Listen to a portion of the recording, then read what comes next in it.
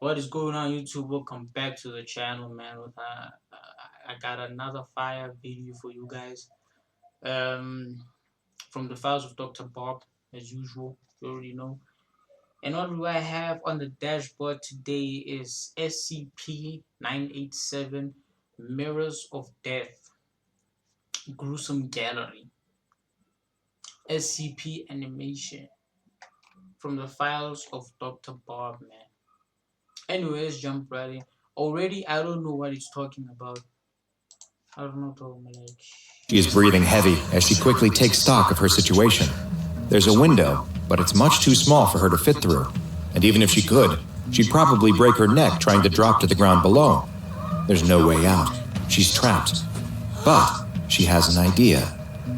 She takes a deep breath, giving herself a brief moment to gather her courage before she unlocks the door and opens it. She steps onto the landing and spots what she's looking for, a telephone on a small table. But then she also sees the shadow of the thing chasing her coming up the stairs. She runs to the phone and picks it up before running back into the bathroom again. She shuts the door behind her and starts dialing 911, but just as she's about to dial the last number, the phone is ripped out of her hands and slams against the door. She runs to pick it up again, but when she does, she finds that the cord has been cut. There's got to be something else she can try. She rushes to the medicine cabinet and starts searching for anything she can that might help her. She frantically looks for something, anything, but is startled by a loud noise. She turns to see the door bulging on its hinges again and again. Her pursuer is trying to kick it down. She goes back to searching the medicine cabinet. There must be something she can use. The woman closes the medicine cabinet, and for a second, time seems to stop. She stares at herself in the mirror, a look of confusion on her face. She mouths the words, "Help me," to herself in the mirror. The door suddenly bursts off the frame and slams to the floor. The woman spins around holding the only thing she could find, a toothbrush. Her pursuer steps through the now empty doorway. He's a large, terrifying-looking man with wild yet focused eyes, and he's holding the biggest knife she's ever seen. The man approaches, and the woman cowers in fear. He pauses for just a moment, admiring himself in the medicine cabinet mirror and smiling, seemingly very happy with how this entire scene has unfolded. The man then raises the knife above him as the woman holds up the toothbrush as if it will somehow protect her. But it can't. And there's people like this in real life, bro. Like the dude is proud of the fact that Oblamoto. Like, out of all things, bruh, get a job, bro. And the man brings down the knife again and again and again. This murder may have occurred over 40 years ago, but its memory is more alive than you might think. Sometimes what happened in the past doesn't stay there and finds a way to repeat itself again and again and again. Though maybe not in the way that you expect. So join me, Dr. Bob, and find out exactly why SCP-987 is known to the SCP Foundation as the Gruesome Gallery. SCP-987 is a collection of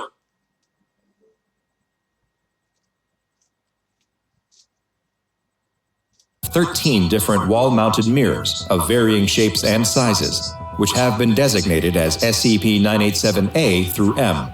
Over half of the collection consists of medicine cabinets, but the others range in size from small makeup mirrors to full-length mirrors, with the largest measuring 1 by 1.5 meters.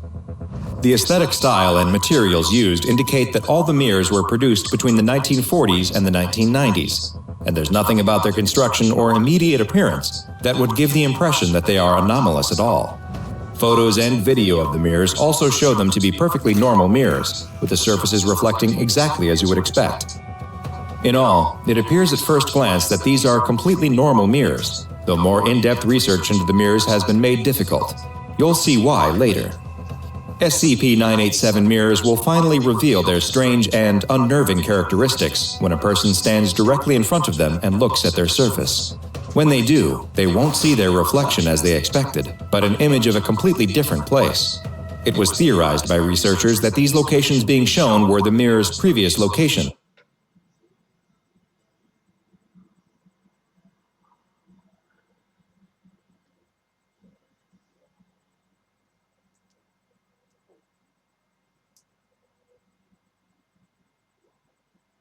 And research into the origins of the mirrors have revealed the original locations of mirrors C, K, and M, which confirmed this theory to be true. But the mirrors don't just show a static location. When someone looks directly into the mirror, they will see an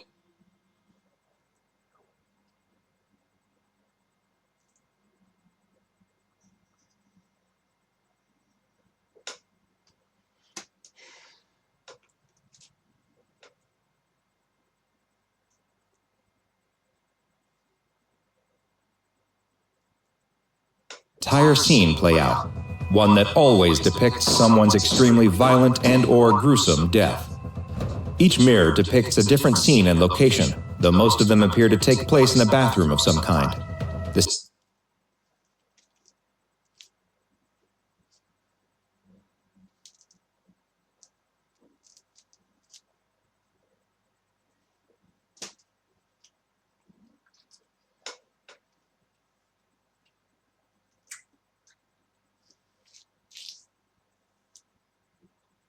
scenes shown vary in length, with the shortest being just 48 seconds and the longest running for over 4 minutes.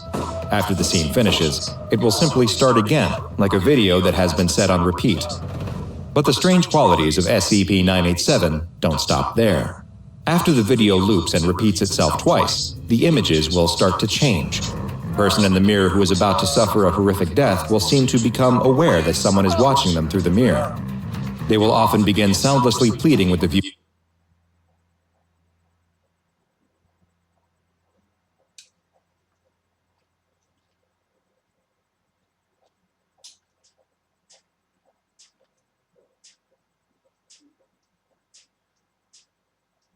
to help them, growing more emphatic as the scene evolves. If there is an aggressor present in the scene, they too will sometimes seem to become aware that they are being watched through the mirror, and may even appear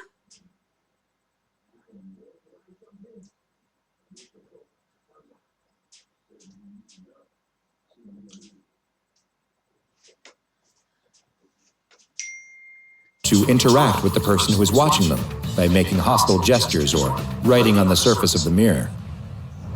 3 of the victims portrayed on the glass of SCP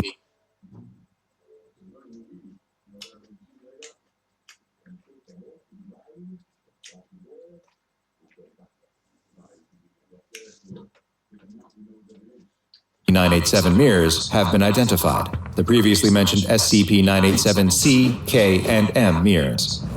SCP-987-C depicts a well-to-do 62-year-old male in the bathroom of his California home in 1968.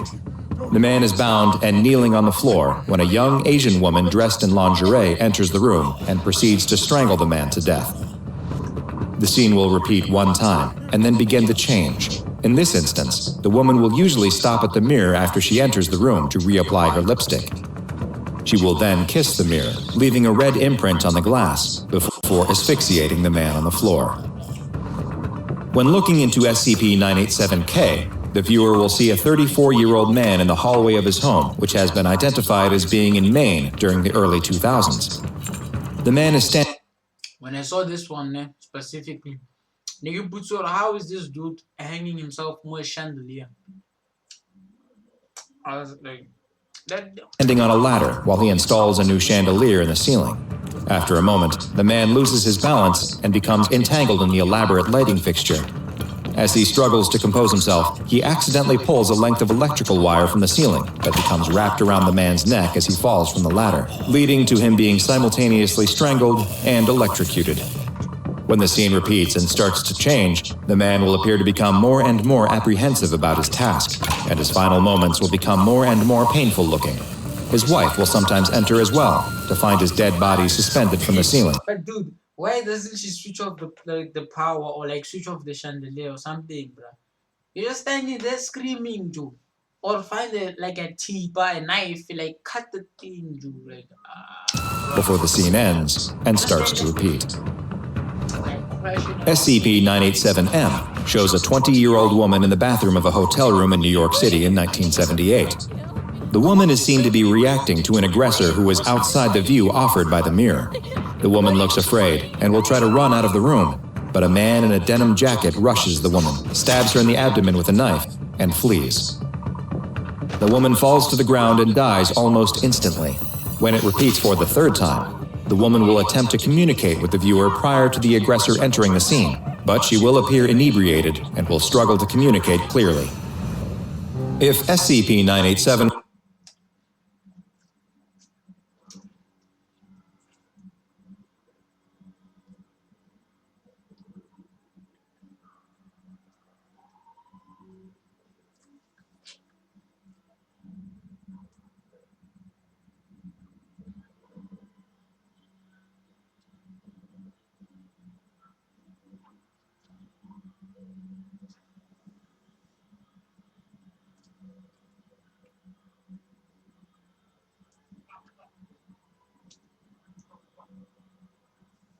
was simply a collection of mirrors that displayed the final moments of individuals and changed on repeat viewings in odd and frightening ways, that would be strange enough. But there's even more to this bizarre SCP.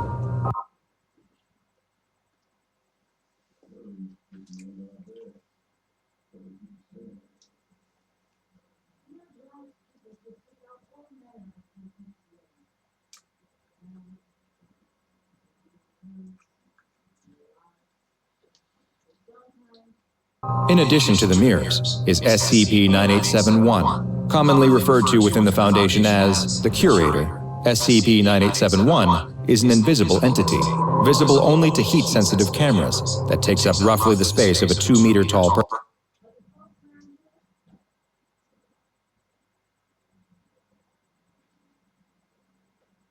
person.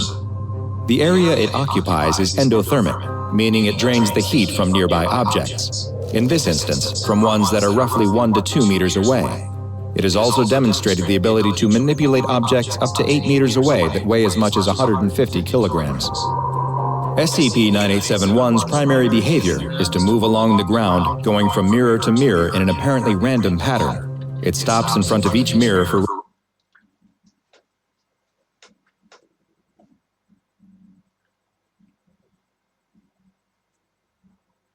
roughly 30 minutes before moving on to the next.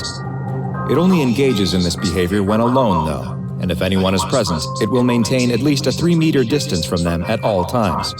The only exceptions to this occurred when staff attempted to do anything to the mirrors other than gently clean them.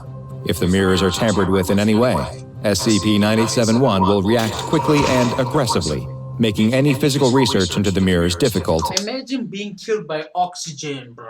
We're taking more, we're taking nothing. You can't even see what hit you. Cause of death, nothing, bro. That's crazy. If not impossible.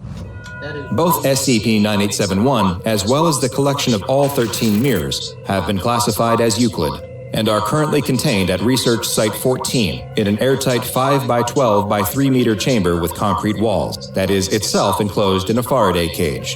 The chamber is monitored at all times by both standard and thermographic cameras, but despite this, there have been several instances of SCP-987-1 seeming to breach containment and disappear for short periods of time before reappearing in the containment cell. On at least 5 known occasions, SCP-987-1 dissipated from both the normal and thermal imaging cameras. In each of these instances, when it reappeared, a new mirror materialized as well, which has led to the Foundation's original collection of 13 mirrors growing to 18 in total, and it seems likely that this number may continue to increase. While in most cases, SCP-987-1 returns with a mirror that depicts a death that occurred long in the past, in one especially chilling instance, the 987-1 entity disappeared a full 15 minutes before the death took place. When it returned, it had the mirror depicting the freak accident death of a man being killed by his own chandelier. Whether SCP-987-1 had any hand in this death, or perhaps even all of the deaths, is currently unknown. What does seem likely is that the presence of the mirrors in Foundation control is the only thing that keeps SCP-987-1 in containment, at least most of the time. But be careful the next time you're performing a dangerous task and notice that a mirror is in view.